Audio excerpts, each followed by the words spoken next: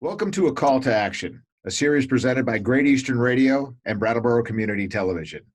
We're covering many different topics from broadband service in our smaller communities to serving the areas most at risk. Today, we're talking with Adam Grinold. He's the Executive Director of the Brattleboro Development Credit Corporation. Welcome to A Call to Action. Great. Thanks for having me on today, Fish. You got it. All right, let's get right into it.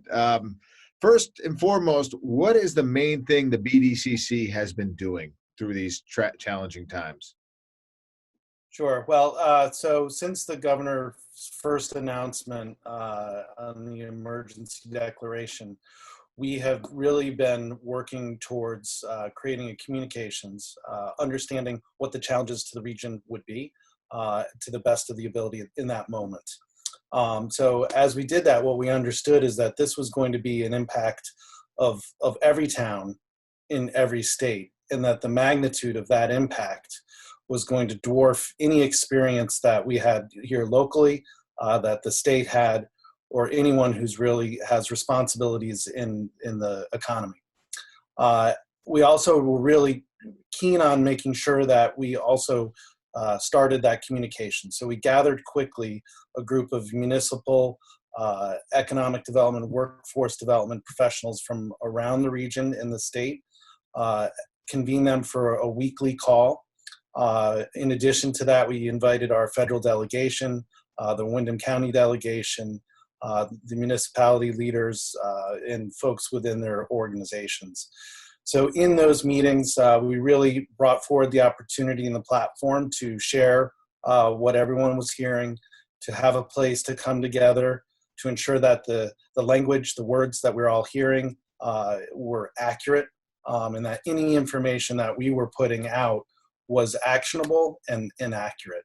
In these times, it's really easy for information to swirl around a little too frequently. And we wanted to make sure that all those folks were together. So that continues to be a very effective weekly meeting. We had Congressman Welch join us a week or two ago. I'm losing track of days here.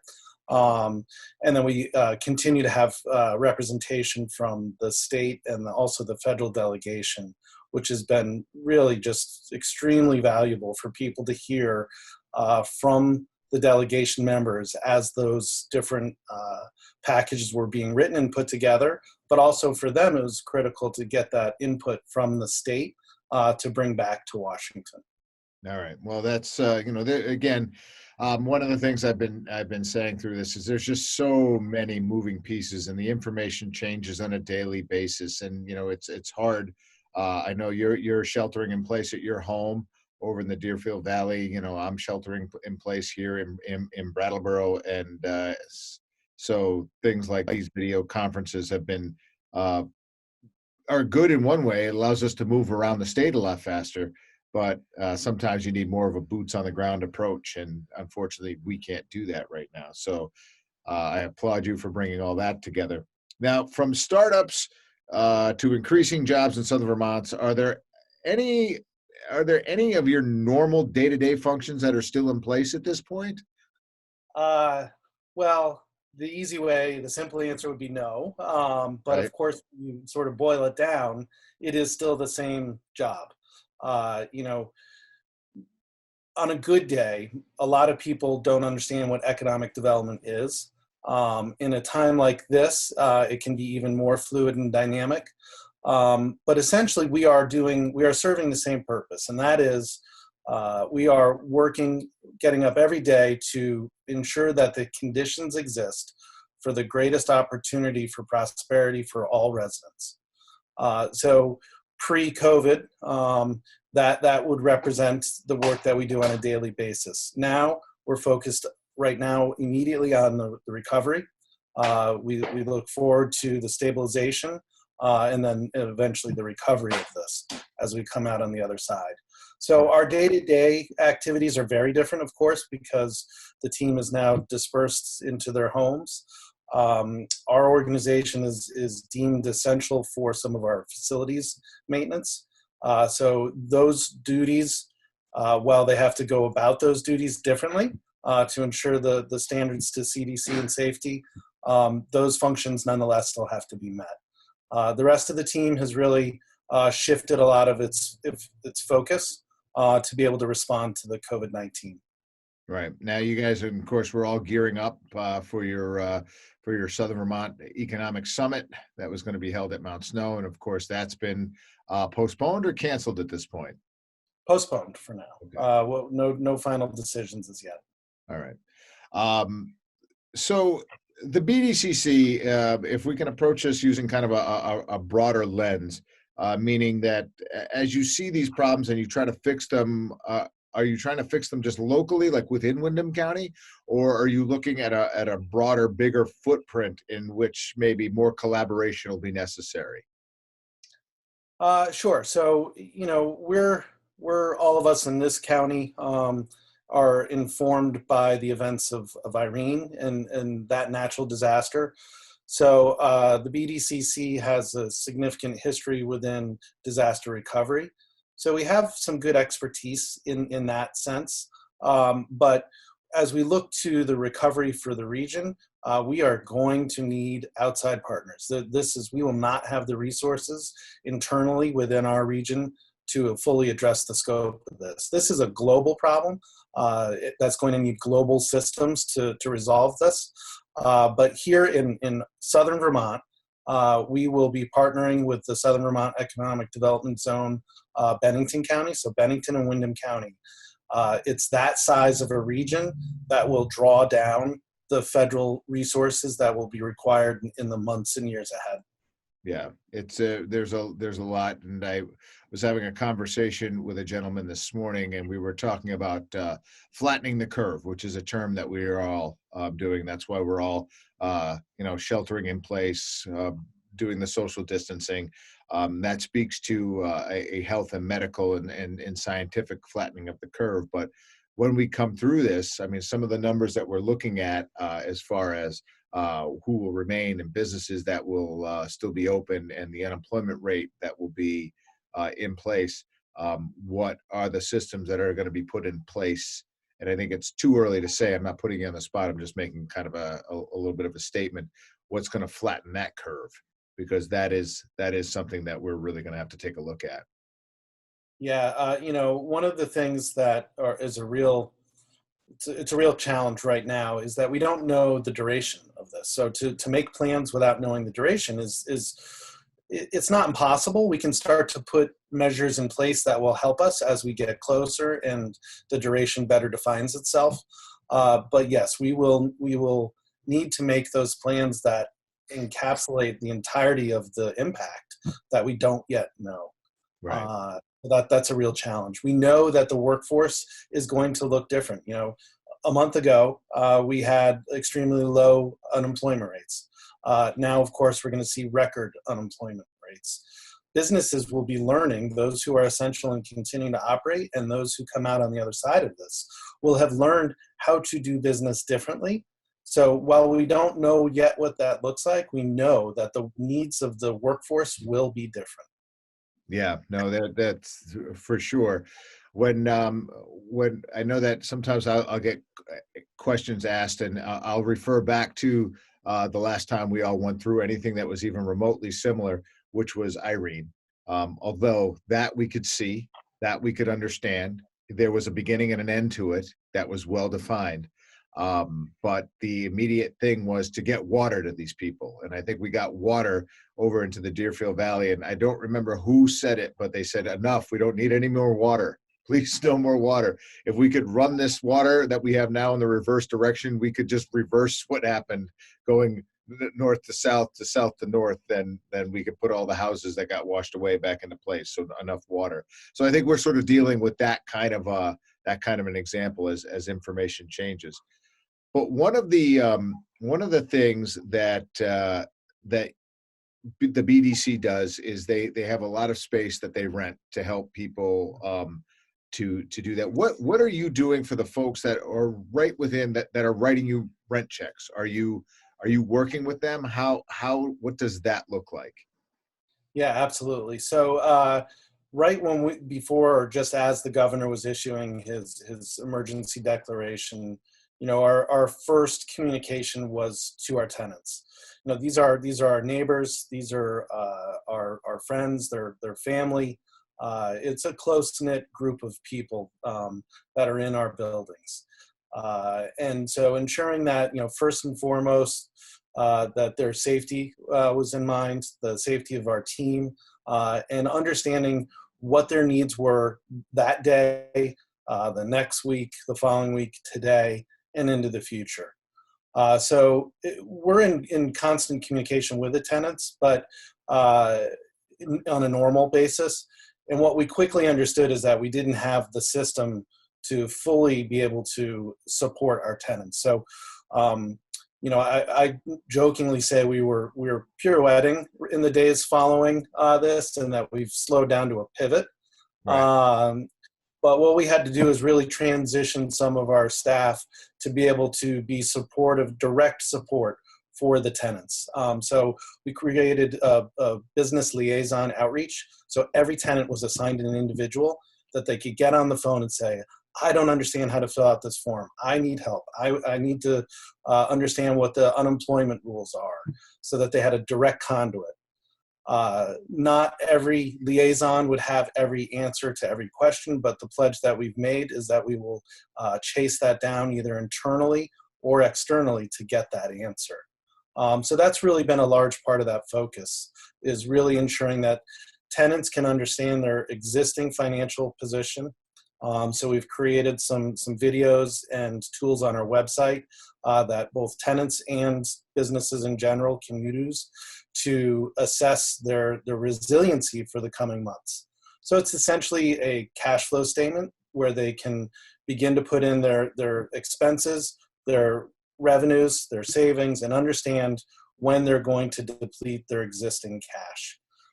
And based on that understanding, be able to make informed decisions as to either increase debt and how to get that debt if they need it, or what other solutions they have at their disposal. And from an organization, we're working closely to ensure that to every extent possible, we're assisting in that. Okay. So when it comes down to, let's just deal with the landlord aspect of this then. I mean, is the BDCC in a financial place where we can just say, we'll work with you until you can get your Federal Reserve funds or your state level funds or whatever it is? Yeah, sure. So every tenant now has that liaison and is working in a one-on-one basis to first understand their position. It's important to understand there's a wide diversity of tenants that we have. Some are essential businesses and are looking to hire.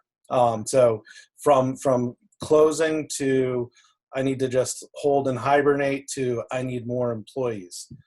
So there is no just general blanket approach that we can take. So that's really why we did create this one-on-one liaison, and it's been remarkable. The tenants are responding extremely favorably to this, and they're getting the answers that they need.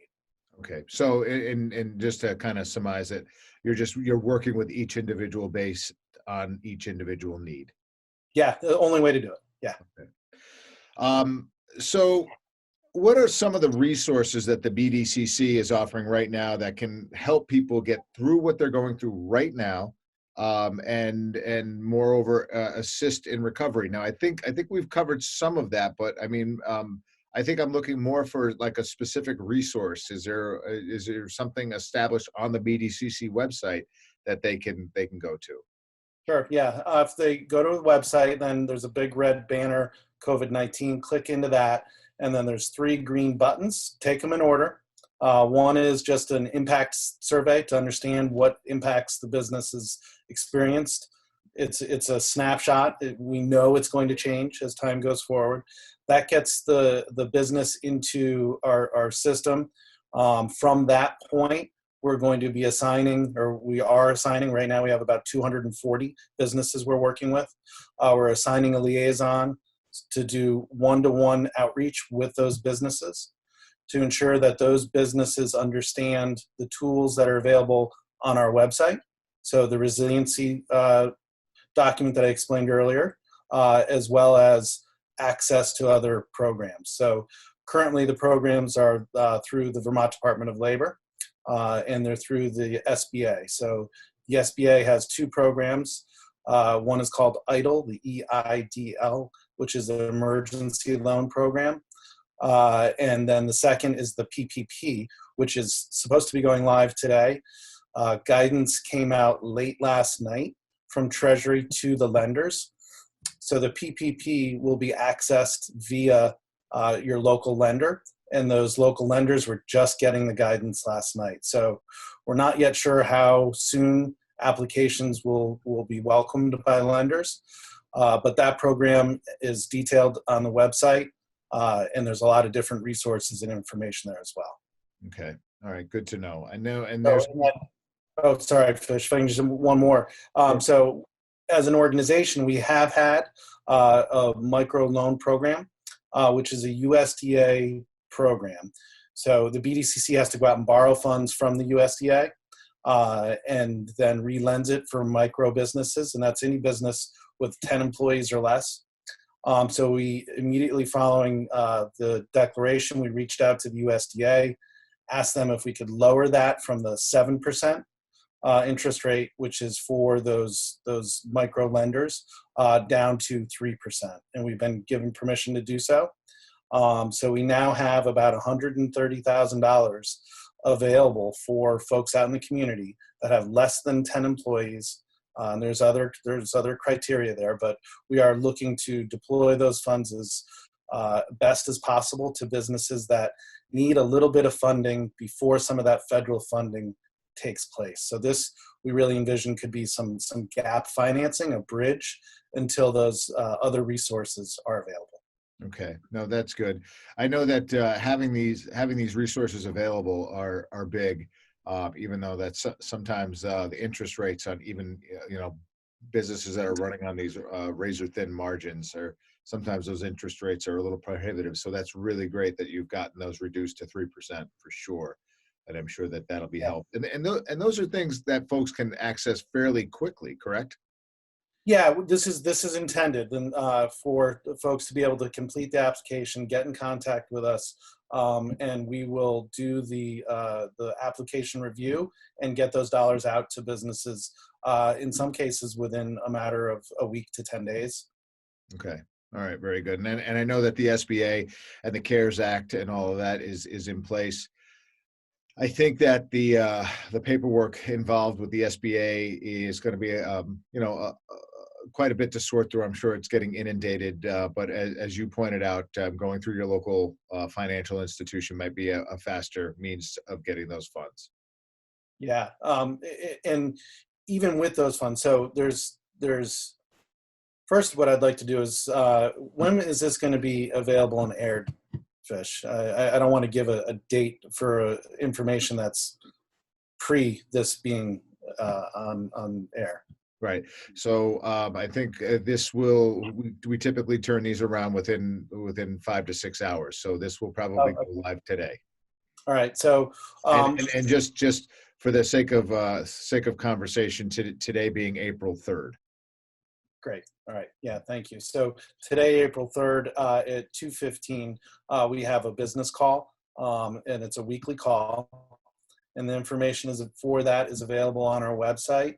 And when I say call, I mean a Zoom call. Right. So people can jump into that. We've had, in excess of 100 people trying to access that during these. And today's April 3rd will be recorded and available. So if anyone misses it, but on today's Zoom, we're going to be having the SBA walking through both the EIDL and the PPP program. And we're also going to be having the Vermont Department of Labor Commissioner Mike Harrington talk about some of the unemployment benefits. So those are the kind of conversations we're having to try during those weekly meetings, and a great resource for people to get into. And if they miss any, they are recorded. Okay. And these are all available at your website? BrattleboroDevelopment.com. Okay, great. Adam, anything that we're missing? Yes, right. Yeah. No, I think, in summary, this is something we're going to have to do together. Only together will we do it.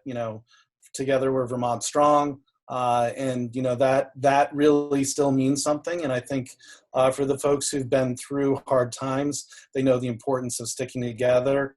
Not everyone has all of the right answers at the moment. Patience is important. For business owners, getting your information together, being ready, analyzing where you are, and be ready to make the right decision at the right time, but have patience. Don't jump before you're ready. I think that's sound advice. Adam, thank you for jumping on a call to action today. Yeah, great to see you, Fish. Thank you. Good to see you.